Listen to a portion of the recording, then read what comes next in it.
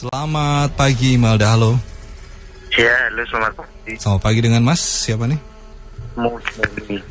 Mas Mujani. Ya. Oke. Mas Mujani, silahkan ceritanya seperti apa? Bisa di-share dari sekarang. Silakan Mas. Kejadiannya udah lama sih Mas. Sekitar tahun 90-an mungkin.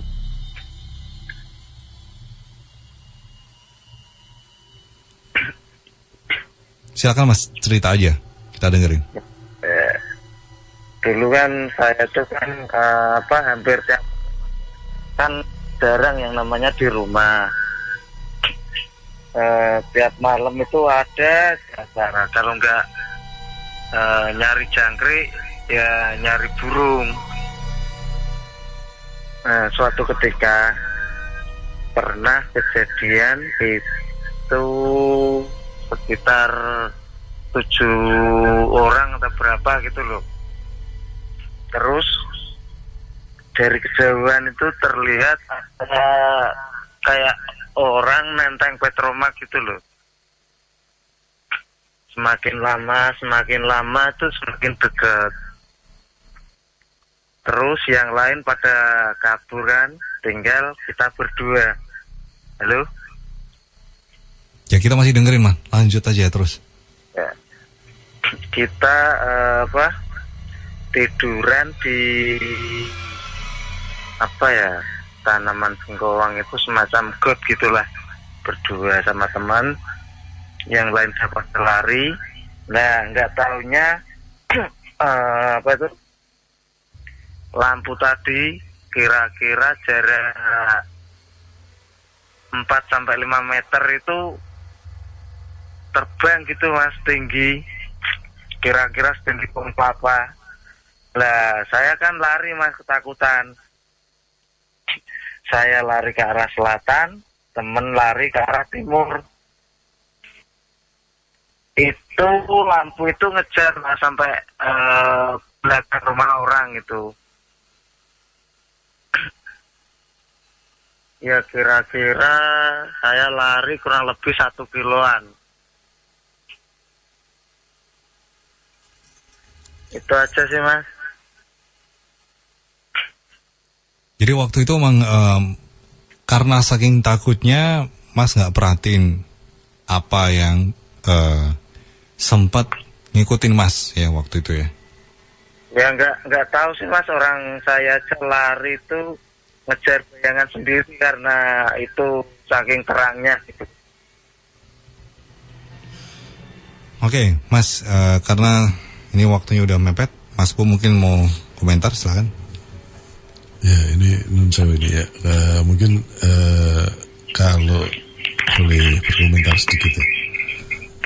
Kalau sebut ini Nun Sewu, kalau di desa itu sebutnya ada yang bilang kemamang ya Nun Sewu ya, atau bisa dikatakan ada yang bilang semacam kayak lampor gitu ya. Cuma memang ini kalau saya sebut memang halo Mas, lebih cocok ke ini ya Mas ya, penampakan seperti kemamang itu tadi ya Nun Sewu.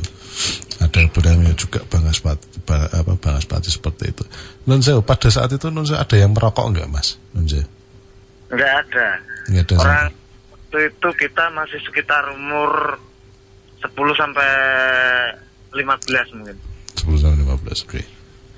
Karena memang ini bisa dikatakan mitosnya, jika bertemu dengan itu jangan sampai ada unsur api. Terutama contoh kalau kita merokok lah, itu nanti akan selalu dikejar terus. Seperti itu mitosnya, seperti itu Mas.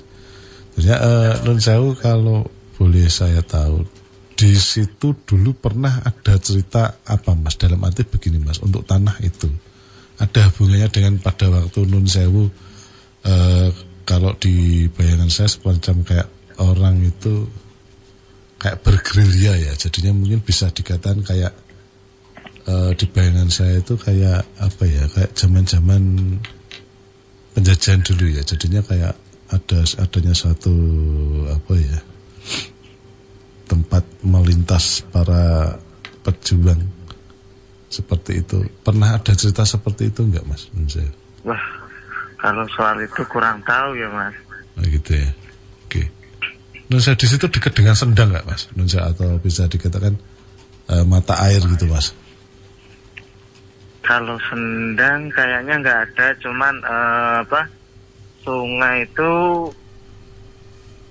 ya lumayan besar sih, cuman ada airnya kalau pas musim hujan ada. Oh, musim hujan itu ya. Oke. Itu datarannya agak tinggi nggak Mas? Kalau kita menghadap itu si sebelah kiri itu datarannya agak meninggi nggak Mas? Sebelah mananya? Sebelah kirinya Mas.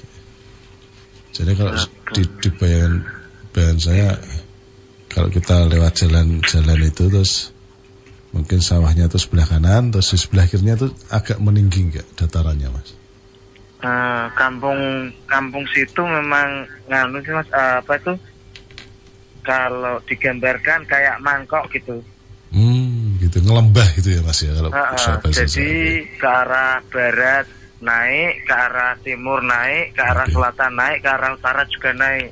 Gitu ya, oke.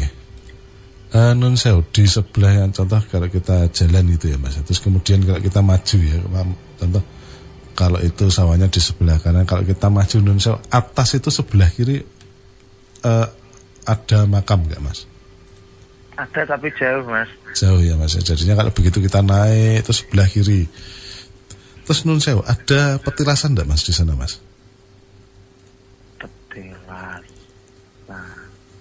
Semacam kayak ya petilasan siapa gitu, atau bisa yang situs, atau juga bisa kalau saya lihat.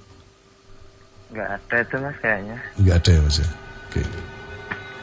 Ya mungkin kalau saya sebut itu kemamang ya Mas ya. Jadinya memang satu bentuk asal yang memang. Jadi kalau kita mengenai itu, kita semacam kayak lukanya itu kayak kebakar panas. Karena dulu itu Nun Sewu cerita dari teman juga pernah diceritakan langsung ke saya. Jadi jadinya itu apa yang dikatakan sama panjenengan Petromak. Orangnya taunya Petromak, dikejar Petromak katanya seperti itu. Terus kemudian badannya Nun Sewu biru-biru gitu. Maksudnya, itu kan dari jauh itu kan kirain kan orang nyari apa gitu, nyari Mas, kode kan, apa itu kan ya Mas kayak orang nyangking lampu gitu kan. Ya, karena pada waktu itu memang juga yang cerita dari teman itu juga gitu. Jadinya kalau ceritanya itu diduyak ya, kalau bahasa beliau saat itu duyak setan Petromak seperti itu, karena memang ada yang lihat memang pada saat itu sempat dikejar. Jadi dia tidak melihat adanya lampu itu, cuma ada bisa dikatakan itu kan bertiga itu saat itu ya. Bertiga, yang satunya lihat ada kayak padang-padang gitu, cuma gitu doa aja. Cuma yang satunya tidak melihat apa-apa, tapi melihat teman tuh lari terus kemudian jatuh seperti itu. Terus kemudian sempat dibawa ke rumah sakit terus tidak ada. Seperti itu. Jadi ini memang kalau saya sebut itu apa, kalau orang bilang itu spontan saya kemamang, apa ya bahasanya itu kemamang. Kalau orang-orang desa mengatakan seperti itu, seperti cahaya yang seperti lampu terus kemudian itu mengejar seperti itu. Dan biasanya itu berada di daerah lembah, sawah atau Nun Sewu mengurutkan aliran sungai. Biasanya seperti itu. Itu kira-kira kalau itu bahaya nggak Mas? Memang kebanyakan dia ini ya Mas ya, Nun Sewu kalau saya sebut memang terkesan kayak mencari sesuatu ya. Kalau saya bilang seperti itu, dia kayak mencari mangsa seperti itu. Kayak berburu Mas. Kalau bahasa saya mengatakan seperti itu. Dia daerah apa ya selalu dilalui adalah sawah, terus kemudian aliran sungai, lembah, pinggiran lembah. Kalau saya sebut itu kayak lereng seperti itu. Biasanya dia melintasnya di situ. Mungkin itu Mas komentar dari saya. Ya, makasih Mas ya. Oke, terima kasih. Selamat pagi Mas. Ya, selamat pagi.